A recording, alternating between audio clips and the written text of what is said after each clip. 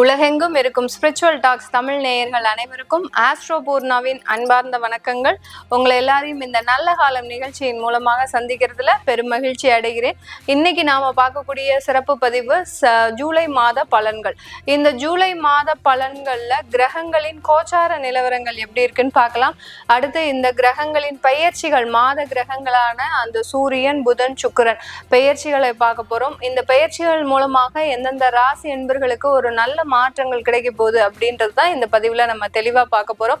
இப்போ இந்த கிரக கோச்சார நிலவரங்கள்ல பாத்தீங்கன்னா 13ஆம் தேதி ஜூலை மாதம் சனி வக்ர நிலை அடைகிறார். அந்த மீன ராசியில இருக்கக்கூடிய அந்த சனி பகவான் வக்ர நிலை பெறுகிறார். 17ஆம் தேதி ஜூலை மாதம் சூரியனாகப்பட்டவர் மிதுன ராசியிலிருந்து கடக ராசிக்கு பெயர்ச்சியாகி வர்றார். 18ஆம் தேதி ஜூலை மாதம் அந்த கடக ராசியில் இருக்கக்கூடிய அந்த புதன் பகவான் வக்ர நிலை அடைகிறார். இந்த மாதத்துல 26ஆம் தேதி அந்த சுக்கிரனாகப்பட்டவர் தன்னுடைய சொந்த வீடான ரிஷப ராசியிலிருந்து மிதுன ராசிக்கு பயிற்சியாகி வர்றார். 29ஆம் தேதி ஜூலை மாதம் பார்த்தீங்கன்னா உங்களுக்கு செவ்வாய் பகவான் சிம்ம ராசியிலிருந்து அந்த கன்னி ராசிக்கு பயிற்சியாகி வர்றார். இதுதான் இந்த மாதத்துல இருக்கக்கூடிய கிரகங்களின் கோச்சார நிலவரங்கள். இதன்படி இருக்கக்கூடிய மாற்றங்களை நம்ம இந்த பதிவுல தெளிவா பார்க்கலாம். இந்த சேனல்ல முதன்முறையா பாக்குறீங்க அப்படின்னா சப்ஸ்கிரைப் பண்ணிக்கோங்க. பெல் பட்டன்ல ஆல் ஆப்ஷன் சூஸ் பண்ணீங்கன்னா உங்களுக்கு என்னுடைய அடுத்தடுத்த பதிவுகள் நோட்டிபிகேஷனா வரும்.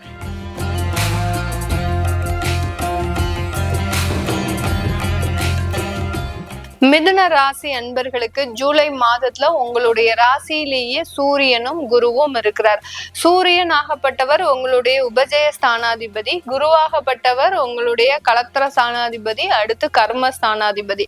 இந்த இரண்டு இடங்களுக்கும் சொந்தக்காரர்களான இந்த இரண்டு கிரகங்களும் உங்களுடைய ராசியிலேயே ராசியின் மீது, அதாவது சந்திரனின் மீது பயணிக்கும் போது உங்க மாற்றங்கள், அதாவது உங்களுடைய எண்ணங்கள் எல்லாமே பாத்தீங்கன்னா நல்ல ஒரு உயர்ந்த நிலைக்கு வரணும். நம்ம இதுவரைக்கும் ஏமாந்த விஷயத்துல எல்லாத்துலயுமே நம்ம மற்றவங்க கிட்ட வாழ்ந்து காமிக்கணும் அப்படின்ற மாதிரியான ஒரு ஆவேசமான ஒரு சூழ்நிலை உங்களுக்கு உருவாகுவதற்குண்டான ஒரு மாதமாக தான் இருக்கும். என்ன மேடம் இந்த மாதிரி சொல்றீங்க, நாங்கெல்லாம் கோவப்படவே மாட்டோம், எதுக்குமே நாங்க இது பண்ணவே மாட்டோம், ஆனாலும் எங்களுக்கு இந்த மாதிரி ஆவேசமான ஒரு சூழ்நிலை வரும்னு சொல்றீங்களே அப்படின்னு சொல்லி கேட்டீங்கன்னா, அந்த ஜென்ம குரு பாத்தீங்கன்னா உங்களை அவமானப்படுத்தின விஷயங்களை ஞாபகப்படுத்திக்கிட்டே இருப்பார். ஒரு ரிமைண்டர் மாதிரி. அவர் நம்ம எப்படி கிளாக்ல அலாரம் வைக்கிறோமோ அந்த மாதிரிதான் அந்த ஜென்ம குரு உங்களுக்கு ஒரு ரிமைண்டர் கொடுத்துக்கிட்டே இருப்பார். நீ இந்த நேரத்துல இந்த டயத்துல இப்படி அவமானப்பட்ட, நீ ஏன் இப்படி இருக்கிற, இப்படின்ற மாதிரியான அந்த ஒரு ரிமைண்டர் கொடுக்க கொடுக்க கொடுக்க பாத்தீங்கன்னா அவங்களுக்கு நம்ம நல்லா வாழ்ந்து காட்டணும், நம்ம நல்ல ஒரு போராடி வெற்றி பெறணும் அப்படின்ற ஒரு ஆவேசம் அதிகரிக்கும். அதுல அந்த சூரியனும் சேரும் போது மிக அதிக அளவுல உங்களுடைய உழைப்புன்றது, கடின உழைப்பு, இரவு பகல் பாராமல் உழைக்கக்கூடிய ஒரு மாதமாக தான் இந்த ஜூலை மாதம் இந்த மிதுன ராசி என்பர்களுக்கு இருக்க போது. அதுல பாத்தீங்கன்னா மாதத்தின் பிற்பகுதியில சூரியனாகப்பட்டவர் 2ஆம் இடத்திற்கு செல்கிறார். உங்களுடைய ராசி அதிபதியோட சேர்றார். இப்போ உங்களுடைய ராசி அதிபதி உங்களுடைய 2ஆம் இடத்துல இருக்கிறார், தனஸ்தானத்துல இருக்கிறார். அதனால உங்களுக்கு ஒரு நல்ல ஒரு மாற்றத்தை கொடுக்கக்கூடிய ஒரு நேரமாக தான் இந்த ஜூலை மாதம் இருக்க போகுது. ஜென்ரலாவே இந்த மிதுன ராசி என்பர்களுக்கு தனஸ்தானாதிபதியே உங்களுடைய ராசியில இருக்கிறார். அதாவது தனஸ்தானத்துக்கு சொந்தக்காரர் அந்த சந்திரனாகப்பட்டவர் உங்க ராசியில இருக்கிறதுனால எப்போதுமே ஒரு இன்கம்ன்றது இந்த மிதுன ராசி என்பர்களுக்கு குறையாமல் இருந்துகிட்டே இருக்கும். பர்ஸ்ல எப்போதுமே ஒரு 500 ரூபாய் தாள் இல்லாம இவங்களுடைய பர்ஸ் இருக்கவே இருக்காது. அந்த அளவுக்கு அந்த இன்கம்ன்றது குறையாமல் இருக்கும். இந்த காலகட்டம் அந்த இன்கம் பாத்தீங்கன்னா ஒரு வெறித்தனமாக சம்பாதிக்கிறதுக்கு உண்டான ஒரு நேரமாக இருக்க போது.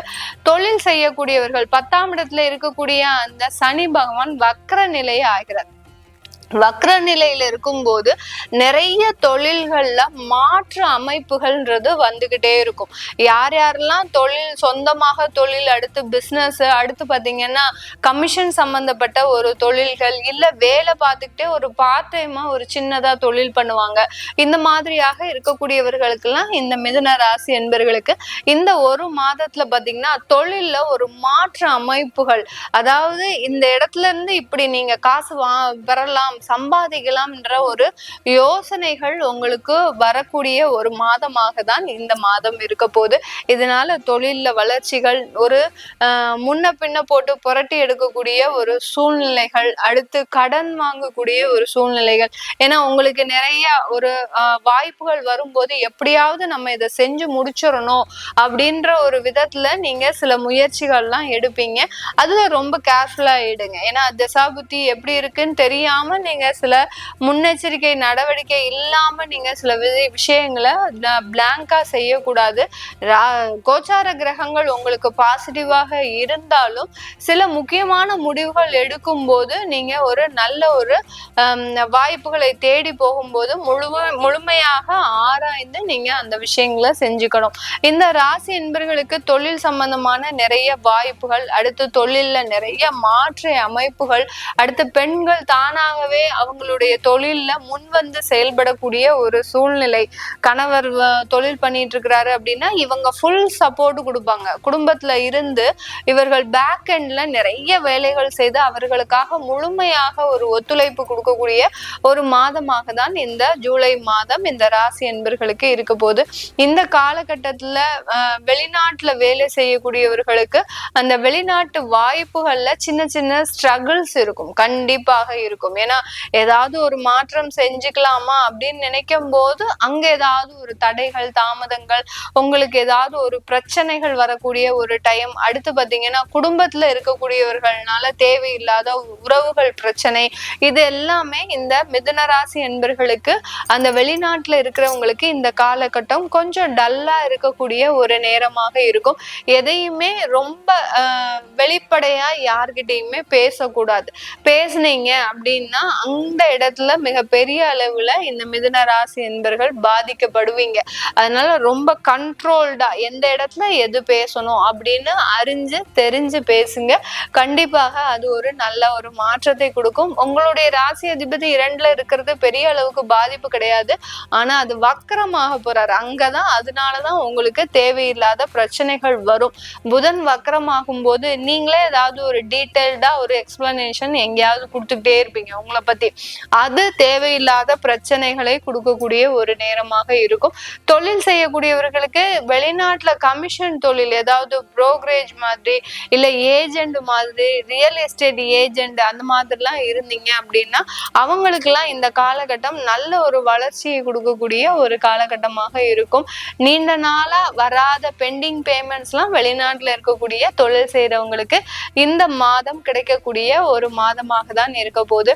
இந்த காலகட்டத்துல இந்த ராசி அன்பர்கள் உடல் நலன்ல கொஞ்சம் கேர்ஃபுல்லா இருக்கணும்.